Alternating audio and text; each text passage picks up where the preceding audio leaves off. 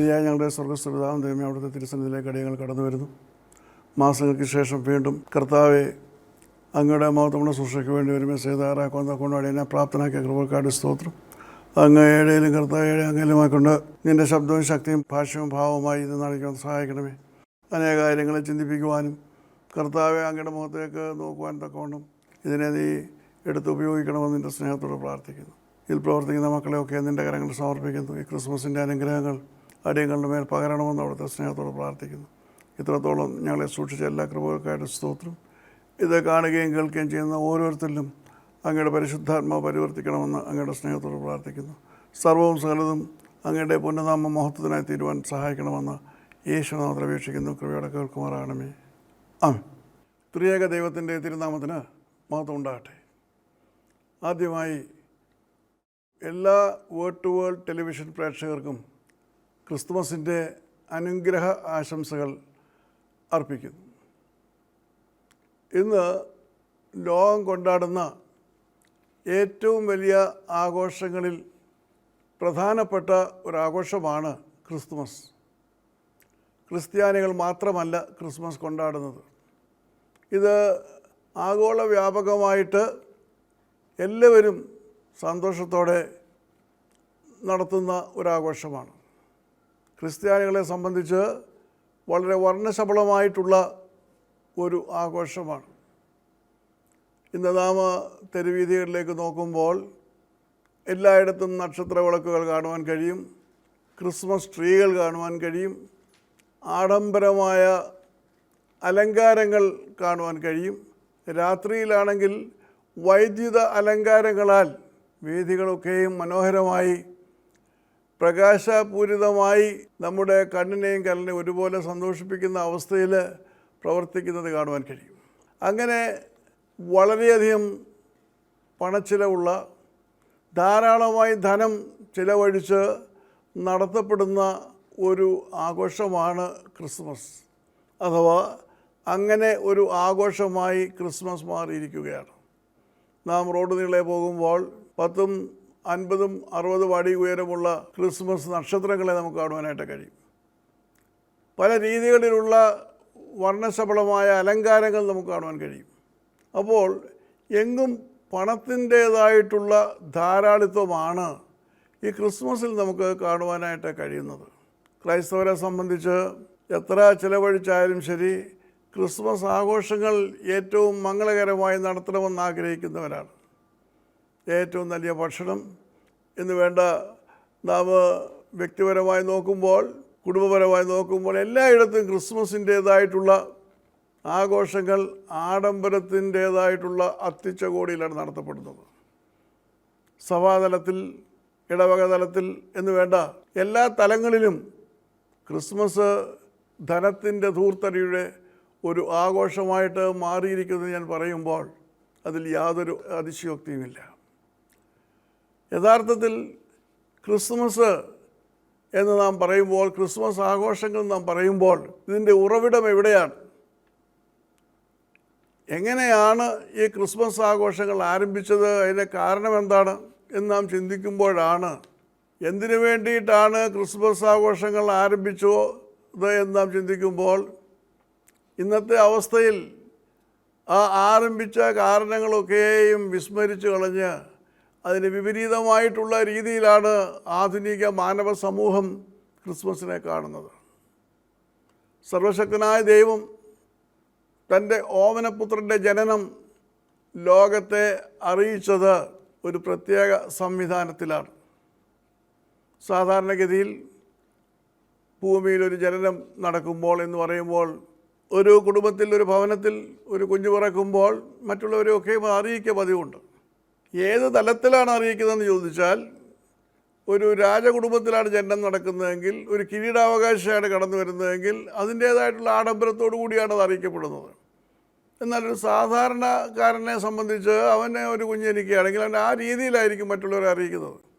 എല്ലാ തലങ്ങളിലും ജനനം സന്തോഷത്തിൻ്റേതായിട്ടുള്ള ഒരു വലിയ അവസ്ഥയാണ് സൃഷ്ടിക്കുന്നത്. അത്യുന്നതനായ ദൈവം തൻ്റെ ഓമനപുത്രൻ്റെ ജനനത്തെ ലോകത്തെ അറിയിക്കുന്നത് ഒരു കൂട്ടം പാവപ്പെട്ട മനുഷ്യരിലൂടെയാണ്. ക്രിസ്മസ് ആഘോഷങ്ങളുടെ ആരംഭം കുറിക്കുന്ന ഈ സംഭവം ഇന്ന് പാടെ വിസ്മരിക്കപ്പെട്ടിരിക്കുകയാണ്. യഹോവ തൻ്റെ ദൂതനെ അയച്ചു. ആ ദൂതൻ വന്ന് ദൈവത്തിൻ്റെ ഓമനപുത്രൻ പൂജാതനായി എന്നുള്ള വിവരം അറിയിക്കുന്നത് ഒരു കൂട്ടം പാവപ്പെട്ട ആട്ടിടയന്മാരോടാണ്. രാത്രിയിൽ എന്ന് പറയുമ്പോൾ നന്ന രാവിൽ അല്ലെങ്കിൽ അതേ അർദ്ധരാത്രിയുടെ അടുത്ത സമയത്ത് ദൂതന്മാർ ഉണർന്നിരുന്ന് ആടുകളെ കാത്തു സൂക്ഷിക്കുകയാണ്. പലസ്തീൻ പ്രദേശം ജനനിബിഡമായ ഒരു പ്രദേശമല്ലായിരുന്നു. ഇടയന്മാർ ആടുകളുമായിട്ട് വന്ന് അവയെ തീറ്റുവാനും രാത്രികാലങ്ങളിൽ തമ്പടിച്ച് അവയെ സൂക്ഷിക്കുവാനും ഒക്കെ ഉപയോഗിക്കുന്ന അധികം മനുഷ്യവാസമില്ലാത്ത ആ സ്ഥലത്തേക്കാണ് യഹോവയാം ദൈവം തൻ്റെ ദൂതനെ അയക്കുന്നത്. ആ വിജനപ്രദേശത്ത് ഉണർന്നിരുന്നുകൊണ്ട് തങ്ങളുടെ ജോലി ചെയ്തുകൊണ്ടിരിക്കുന്ന എന്ന് ഞാൻ പറയുമ്പോൾ ജാഗരൂകരായി ആടുകളെ സൂക്ഷിക്കുന്ന ഇടയന്മാരുടെ അടുത്തേക്കാണ് ദൂതൻ കടന്നു വരുന്നത്. അവരോട് പറയുന്നതോ, ഭയപ്പെടേണ്ട, സർവ്വജനത്തിനും ഉണ്ടാകുവാനുള്ള ഒരു മഹാസന്തോഷം ഞാൻ നിങ്ങളോട് സുവിശേഷിക്കുന്നു. വിശുദ്ധ ലൂക്കോസിൻ്റെ സുവിശേഷം 2-ാം അധ്യായം 10-ാം വാക്യം. സകല ജനത്തിനും ഉണ്ടാകുവാനുള്ള ഒരു മഹാസന്തോഷം ഞാൻ നിങ്ങളോട് സുവിശേഷിക്കുന്നു. സാധാരണഗതിയിൽ അപ്രകാരം ഒരു ജനനം ലോകത്തോട് വിളംബരം ചെയ്യുന്നത് ഇങ്ങനെയല്ല. ദൈവത്തിൻ്റെ പുത്രനാണ് ജനിച്ചിരിക്കുന്നത്. രാജധാനികളിലും ദേശത്തിൻ്റേതായിട്ടുള്ള അധിപതിമാരുടെ അറിവിനും എല്ലാം അത്യധികമായിട്ടുള്ള പ്രാധാന്യം നൽകിക്കൊണ്ട് ഒരു വലിയ വിളംബരമായിട്ട് പറയേണ്ട കാര്യമാണ് ഇവിടെ ഈ പാവപ്പെട്ട അധികം വിദ്യാഭ്യാസമൊന്നുമില്ലാത്ത ഈ ഇടയന്മാരോട് പറയുന്നത്. സർവ്വജനത്തിനും ഉണ്ടാകുവാനുള്ള ഒരു മഹാസന്തോഷം നിങ്ങളെ അറിയിക്കുന്നു. ആരെ അറിയിക്കുന്നത്? ഇടയന്മാരെയാണ് അറിയിക്കുന്നത്. ദൈവം തൻ്റെ ഓമനപുത്രൻ്റെ ജനനം അറിയിക്കുന്നത് ഏറ്റവും ദരിദ്രരായ മനുഷ്യരോടാണ്.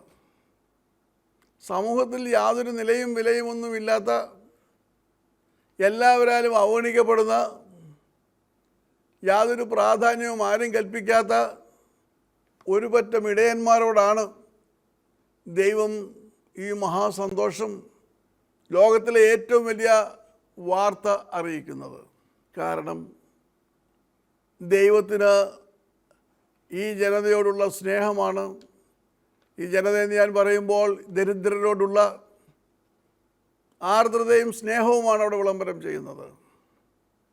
ഹേരോദാവിൻ്റെ കൊട്ടാരത്തിൽ വേണമെങ്കിൽ അവിടെ ദൈവത്തിന് അറിയിക്കാം, മഹാപുരോഹിതൻ്റെ ഭവനത്തിൽ അറിയിക്കാം, അവിടെയുള്ള ധനികന്മാർക്ക് ഈ അറിവ് കൊടുക്കാം.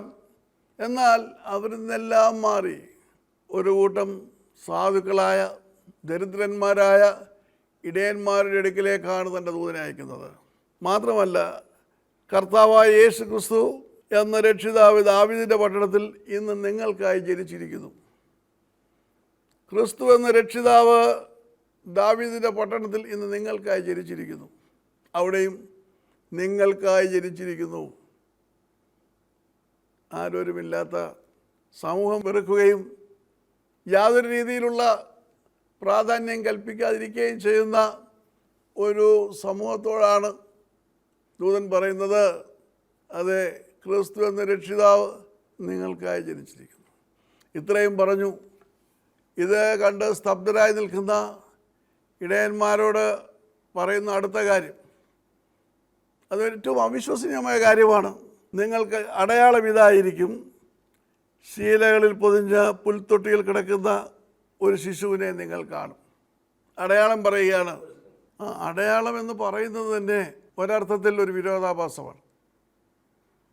കാരണം സർവശക്തനായ ദൈവത്തിൻ്റെ ഓമനപുത്രൻ ജനിച്ചതിൻ്റെ അടയാളം പരസ്പര വിരുദ്ധമായ രണ്ട് കാര്യങ്ങൾ കൊണ്ടാണ് ഈ പാവപ്പെട്ട ഇടയന്മാർ കണ്ടുപിടിക്കേണ്ടത്.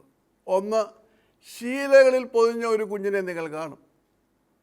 തീർച്ചയായിട്ടും ഒരു നവജാത ശിശുവിനെ എപ്പോഴും ശീലകളിൽ പൊതിഞ്ഞാണ് അവർ സൂക്ഷിക്കുന്നത്. അതിനകത്തിലൊരു തെറ്റുമില്ല. എന്നാൽ രണ്ടാമത്തെ കാര്യം പുൽത്തൊട്ടിയിൽ കിടക്കുന്നു എന്നുള്ളതാണ്. ശീലകളിൽ പൊതിഞ്ഞു എന്നുള്ളത് നമുക്ക് സ്വീകരിക്കുവാൻ കഴിയും. എന്നാൽ അപ്രകാരം ശീലയിൽ പൊതിഞ്ഞ കുഞ്ഞ് പുൽത്തൊട്ടിയിൽ കിടക്കുന്നു. മാനവചരിത്രത്തിൽ പുൽത്തൊട്ടിയിൽ കിടക്കുന്ന ഒരു ശിശുവിനെ നാം കേട്ടിട്ടില്ല. നാം അങ്ങനെ ഒരു ശിശുവിനെ കുറിച്ച് മാനവചരിത്രത്തിൽ പുൽത്തൊട്ടിയിൽ കിടക്കുന്ന ഒരു ശിശുവിനെ കുറിച്ച് നാം ഒരിക്കലും കേട്ടിട്ടില്ല. അപ്പോൾ അതൊരു വിരോധാഭാസമാണ്. ആരാണ് ഈ പുൽത്തൊട്ടിയിൽ കിടക്കുന്നത്? അത്യുന്നതനായ ദൈവത്തിൻ്റെ ഓമന പുത്രൻ. ദൈവത്തിൻ്റെ പുത്രൻ എന്ന് പറഞ്ഞാൽ ജനിച്ച ഈ ശിശു വാസ്തവത്തിൽ പുൽത്തൊട്ടിയിലാണോ കിടക്കേണ്ടത്? ഇവരാദ്യമേ വിചാരിച്ചു കാണും ഹേരോദാവിൻ്റെ അരമനയിലോ മറ്റ് സമുന്നതമായ സ്ഥലങ്ങളിലോ ഒക്കെ ആയിരിക്കുമെന്ന്. പക്ഷേങ്കിൽ ദൂതൻ പറയുകയാണ് പുൽത്തൊട്ടിയിലാണ് കിടക്കുന്നത് എന്ന് പറയുമ്പോൾ മൃഗങ്ങളുടെ നടുവിൽ ഇത്രമാത്രം താണ ഒരു ജനനം, അത് വിശ്വസിക്കുവാൻ തക്കതിനുവണ്ണം ഈ ഇടയന്മാർ തയ്യാറായി എന്നുള്ളതാണ് നാം മനസ്സിലാക്കുന്നത്. അപ്രകാരം വിവരം അറിയിച്ചു, അടയാളം പറഞ്ഞ ശേഷം സ്വർഗത്തിൽ നിന്ന് ഒരു കൂട്ടം ദൂതന്മാർ, സ്വർഗീയ സൈന്യത്തിൻ്റെ ഒരു സംഘം വന്ന് ഈ ദൂതനോടൊപ്പം ദൈവത്തെ പുകഴ്ത്തി അവിടെ ആദ്യത്തെ കരോൾ ആരംഭിക്കുകയാണ്. അവർ പാട്ടുപാടി ദൈവത്തെ സ്തുതിക്കുന്നു. സ്വർഗീയ സൈന്യത്തിൻ്റെ ഒരു സംഘം ദൂതരോട് ചേർന്ന് പാടിയെന്ന് പറയുമ്പോൾ സാധാരണഗതിയിൽ രാജജനനങ്ങളൊക്കെയും നടക്കുമ്പോൾ ആ ശിശുവിനെ വരവേൽക്കുമ്പോൾ അവരാ രാജ്യത്തിൻ്റെ ബാൻഡ് ആ സൈന്യം ആലപിക്കുന്ന ഒരു ചടങ്ങുണ്ട് പ്രാചീന കാലത്ത്. അപ്പോൾ രാജാതിരാജനായ ക്രിസ്തു ജനിക്കുമ്പോൾ അവൻ്റെ ജനനം പുൽത്തൊട്ടിയിലാണ് അവൻ കിടക്കുന്നതെങ്കിലും അവന് വേണ്ടിയിട്ട് സ്വർഗീയ സൈന്യം പാട്ടുപാടുകയാണ്. അവർ പാടി ദൂതന്മാർ കടന്നുപോയി. ഈ ഇടയന്മാർക്ക് മുന്നമേ ഇപ്രകാരം യാതൊരു രീതിയിലുള്ള വെളിപ്പാടുകൾ ഉണ്ടായിട്ടില്ല. ആദ്യമായിട്ടുണ്ടാകുന്ന ഒരു അനുഭവമാണ് ആ അർദ്ധരാത്രിയിൽ ഇപ്രകാരം ക്രിസ്തുവിൻ്റെ ജനനത്തെക്കുറിച്ച് പറയുമ്പോൾ അതിനെ എങ്ങനെയാണ് വിശ്വസിക്കുന്നത്? അവർ ഒരു തീരുമാനമെടുത്തു. നമുക്ക് ബേത്ലഹേമോളം ചെന്നിട്ട്, ബേത്ലഹേമോളം ചെല്ലുന്നു പറയുമ്പോൾ ഇവർ വിജനപ്രദേശത്താണ്, മനുഷ്യവാസമുള്ള സ്ഥലത്തേക്ക് കടന്നു ചെന്ന് ദൂതന്മാർ പറഞ്ഞ ഈ വാർത്തയെക്കുറിച്ച് അന്വേഷിക്കാം. എവിടെയാണ് അന്വേഷിക്കേണ്ടത്? അവിടെയുള്ള കന്നുകാലി തൊഴുത്തുകളിലാണ്. അവിടെയാണ് നോക്കേണ്ടത്. ഈ പുൽക്കൂട് എവിടെയാണ്? ഈ പുൽത്തൊട്ടി എവിടെയാണ്? അത് കാണുന്നത് മൃഗശാലകളിലാണ്, തൊഴുത്തുകളിലാണ്. അർദ്ധരാത്രിയിൽ ആരെങ്കിലും ഒരു ഭവനത്തിൽ ചെന്ന് അപ്രകാരം തൊഴുത്തുകളിലേക്ക് കയറി പരിശോധിക്കുവാൻ ചെന്ന് കഴിഞ്ഞാൽ അത് വളരെ ആപൽക്കരമായ കാര്യമാണ്. അവർ കള്ളന്മാരെന്ന് തെറ്റിദ്ധരിക്കപ്പെടും. പക്ഷേ ഈ ഇടയന്മാർ അവർ അതിനെക്കുറിച്ച് ഭയപ്പെട്ടില്ല. ആ രാത്രിയിൽ തന്നെ അവർ ഇറങ്ങുകയാണ്. ക്രിസ്മസ് നമ്മളോട് പറയുന്ന ഏറ്റവും വലിയ കാര്യം സാഹചര്യങ്ങളെ വഴവെക്കുവാൻ കൂട്ടാക്കാതെ, അത് സൃഷ്ടിക്കുന്ന ഭവിഷ്യത്തുകളെ വകവെക്കുവാൻ കൂട്ടാക്കാതെ യേശുവിനെ കണ്ടെത്തുവാനായിട്ട് ഓരോരുത്തർക്കും ഇറങ്ങിത്തിരിക്കുവാനുള്ള അവസരം ദൈവം നൽകുമ്പോൾ അവസരം ഉപയോഗിക്കണമെന്നുള്ളതാണ്. ദൂതന്മാർ അറിയിച്ച യേശു ക്രിസ്തുവിനെ കാണുവാൻ അവർ സാഹചര്യങ്ങളെ വകവെക്കാതെ, അതുനിമിത്തം ഉണ്ടാകാവുന്ന ഭവിഷ്യത്തുകളെ വകവെക്കാതെ അന്ധകാരത്തിലേക്ക് ഇറങ്ങിത്തിരിക്കുകയാണ്. എല്ലായിടത്തും കൂരിരുട്ടാണ്. ഇന്നത്തെ പോലെയുള്ള വഴിവിളക്കുകളില്ല, മറ്റ് യാതൊരു സൗകര്യമില്ല. ഇന്നും നാം ബേത്ലഹേമിൽ ചെല്ലുമ്പോൾ അവിടെ വിജനപ്രദേശങ്ങളാണ് ധാരാളമുള്ളത്. ഈ ഇടയന്മാർ ദൈവത്തെ വിശ്വസിച്ചു. ഈ ക്രിസ്മസിൽ നാം ക്രിസ്മസ് ആഘോഷിക്കുമ്പോൾ ദൈവത്തിലുള്ള അചഞ്ചലമായ വിശ്വാസം നമുക്കുണ്ടെങ്കിൽ മാത്രമേ ഈ ദേവപുത്രനെ കണ്ടെത്തുവാനുള്ള ആഗ്രഹം നമ്മൾ ഉണ്ടാവുകയുള്ളൂ.